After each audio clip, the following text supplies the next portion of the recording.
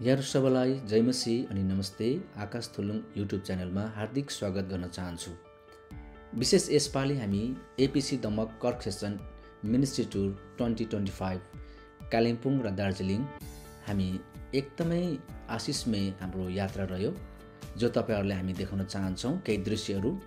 यो दृश्य चाहिँ कालिम्पोङबाट दार्जिलिङ तर्फ जाँदै गरेको दृश्य हो र कालिम्पोङबाट दार्जिलिङ तर्फ जाँदै गर्दा हामी टिस्टा खोला यो नदी क्रस भएर जानुपर्छ। यो टिस्टा नदीको यो पुल हो, तपाईले देख्दै गर्नुभएको र तलबाट यो टिस्टा नदी बगिराखेको छ। हामी माथिबाट पुलबाट हामी क्रस हुँदै हामी अगाडि बढिराखेका छौं। बढ्दै गर्दा देब्रेपट्टि हामी दार्जिलिङ तर्फ मोडिन्छौं, जहाँ तपाईले देखिराख्नु भएको छ। त्यसपछि हामी अगाडि बढ्दै जाँदा टिस्टा नदीको किनारे किनार हामी दार्जिलिङको बाटो अगाडि बढिराखेका छौं। तपाईले देख्नुभएको बाटोको छेउको नदी चाहिँ टिस्टा नदी हो, जो कञ्चन अनि सफा अविरल बगिराखेको छ। टिस्टा नदी निकै फेमस प्रख्यात यो नदी टिस्टा। यसरी हामी अगाडि बढ्दै गर्दा दार्जिलिङ जाने बाटोमा निकै हाइट उकालो चढ्नु पर्दो रहेछ र जाँदै गर्दा हामी पर एउटा यस्तो सुन्दर दृश्य हेर्यौं, जहाँ रङ्गित र टिस्टा नदी चाहिँ मिलेको छ, यहाँनिर एकसाथ जोडिएको छ। तपाईले देख्नुभएको दृश्य टिस्टा नदी र रङ्गित नदी मिसिएको यो सङ्गम हो। त्यसपछि हामी उकालो लाग्यौं, चिया बगानको हरियाली दृश्य हेर्दै मनोरम, अति नै आनन्दित मन, चिसो पनि बढ्दै शीतलता हामीले महसुस गर्दै दार्जिलिङ तर्फ अगाडि हामी बढिरह्यौं। यसपालिको एपिसी दमक कर्क सेसन मिनिस्ट्री टुर अन्तर्गत यात्रामा सहभागी हुनुहुनेहरूको नामावली यस प्रकारको रहेको छ। एल्डर शरण रनपैली, एल्डर पाउल राई, एल्डर सुरज लिम्बू, श्रीमती प्रीति राई, पवित्र राई, विमल जङ शङ्कर, गङ्गा राई, मिकल सुनाम, मार्था राई, एलेनियामा मीना राई, सन्त लावती, नरेन्द्र कुमार राई, पास्टरनियामा शारदा राई र म आफै गरी हामी जम्मा 14 जना र एकजना हाम्रा नानी लिडिया राई साम्पाङ, जम्मा 15 जना हामी यसरी दमकबाट हामी कालिम्पोङ हुँदै दार्जिलिङतर्फ लागेका थियौं। बाटोमा जाँदै गर्दा कति मनोरम दृश्यहरू हेर्यौं, मनै लोभ्याउने सल्लाघारी, चियाको बगानहरू, हरियाली, चिसो मौसम, वातावरण एकदमै मनै फ्रेस गराउने। हामी दमक त्यसै पनि झापा गरम ठाउँ, हामी यस ठाउँमा पुगेर हामी धेरै नै एउटा रिफ्रेस ताजा भएर हामी फर्केर आएका छौं। तपाईले देख्नुभएको यो नजिक चाहिँ दार्जिलिङ आउनु आँटेको छ, दार्जिलिङ शहर। अनि यसरी छोटो भिडियो हामीले बनाएका छौं। हाम्रा नानीहरूले आनन्दित हुँदै प्रभुको महिमा गर्दै प्रशंसा गर्दै यात्रामा अगाडि बढ्नुभयो, जो यात्रा काटेको पनि थाहै भएन। उहाँहरू धेरै खुसी हुनुभयो र हामी सबै खुसी भयौं। प्रभुको स्तुति भएको होस्। हामी अगाडि दार्जिलिङ नजिक पुग्दै गर्दा ट्रेनको लिकहरू देख्न पायौं। अनि यो ट्रेन कतिखेर आउँछ भनेर हामीले सोध्यौं पनि हाम्रा चालक गुरुलाई। उहाँले भन्नुभयो अब केही बेरमा आइपुग्छ। त्यसपछि हामी त्यो ट्रेन कतिखेर हेर्ने होला भनेर हामी पर्ख्यौं। नभन्दै हाम्रो प्रतीक्षाको घडी आयो, ट्रेन पनि आइपुग्यो र हामी यसरी सानो भिडियो क्लिप यसरी शट गरेका छौं। ट्रेन साह्रै राम्रो, कोही चाहिँ इन्धनले चल्दो रहेछ, तर पुरानो जो ब्रिटिस सरकारको पालामा बनिएको कोइलाबाट चल्ने ट्रेन पनि हामी देख्न पायौं। र अहिले यो देख्दै गर्नुभएको चाहिँ यो इन्धनबाट चल्ने रेल हो। यो हेर्नुस् दार्जिलिङको रेल।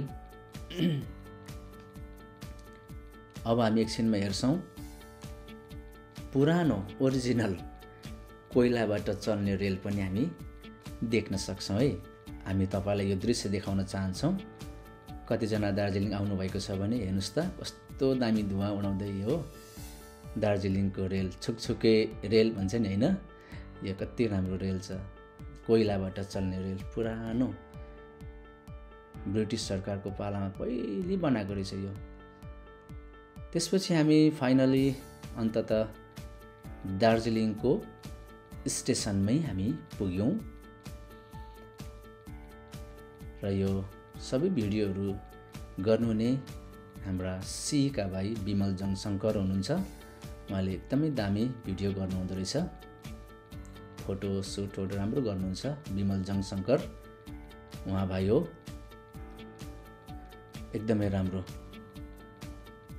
हामी स्टेसनभित्र आइपुग्यौँ बल्ल बल्ल।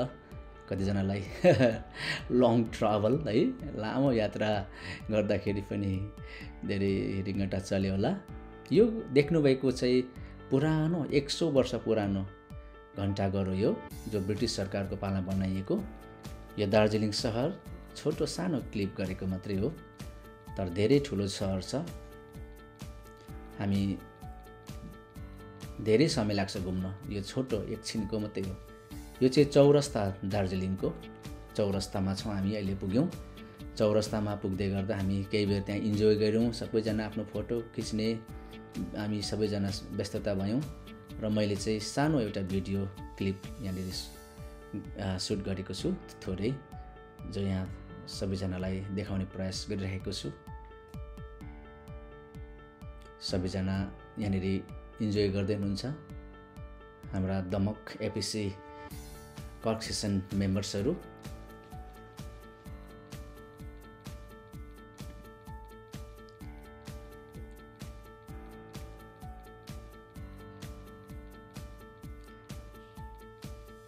सबैजना इन्जोय गर्दै हुनुहुन्छ। प्रभुको महिमा भएको होस्। तपाईँले पछाडिपट्टि देखिएको स्ट्याचु चाहिँ भानुभक्त, आदिकवि भानुभक्तको हो।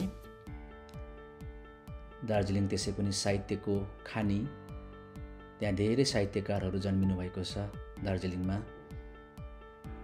दार्जिलिङ अति नै सुन्दर जग्गा, जहाँ धेरै स्रष्टाहरूको यहाँ जन्म भएको छ र अति नै नेपाली भाषालाई माया गर्ने, प्रेम गर्ने यहाँका मानिसहरू, नागरिकहरू हुनुहुँदो रहेछ दार्जिलिङवासीहरू।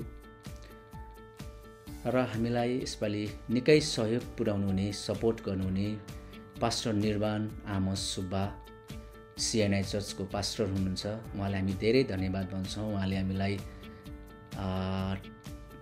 स्टेसनमा हामीलाई त्यहाँनिर लिएर हामीलाई पिकअप गरेर हामीलाई घुमाउन ल्याउनु भयो। यति व्यस्तताको बावजुद पनि उहाँलाई धेरै धन्यवाद।